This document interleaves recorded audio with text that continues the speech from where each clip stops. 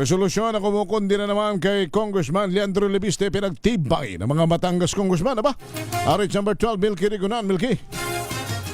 Kinundina ng mga kongresista mula sa Batangas ang anilay malisyoso, iresponsable at walang basehang alegasyon ni Representative Leandro Leviste ng 1st District ng Batangas laban kina Executive Secretary Ralph Recto at may bahay na si Batangas Governor Vilma Santos Recto. Sa House Resolution 994, nagpahagi ng pakikiisa at suporta ang mga mambabatas para sa mag-asawang Recto matapos ang privileged speech ni Leviste noong May 5. Pinangunahan ni Batangas 6th District Representative Ryan Recto ang pagsusulong ng resolusyon at pinirmahan ng mga kapwa Batangas representatives na sina Amado Carlos Bolilla, King George Colliantes, Beverly Rose de Macuja at Jervil Luistro. Binigyang diin naman ito na ang mga nabanggit na anomalya sa Batangas ay walang competent, verifiable o documentary evidences at sa halip ay puro anonymous ang pinagmulan. Anila hindi rin dapat inaabuso ang parliamentary immunity sa bawat kongresista para isulong ang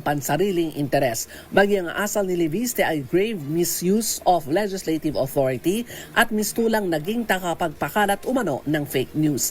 Naniniwala ang mga Batangas lawmakers na politika ang nasa likod ng privileged speech ni Leviste at ang layunin ay siraan ng ilang dekadang record ng mga Recto sa Batangas. Ako si Milky Rigunan, nagulat para sa DZRH, una sa Pilipinas, una sa Pilipino.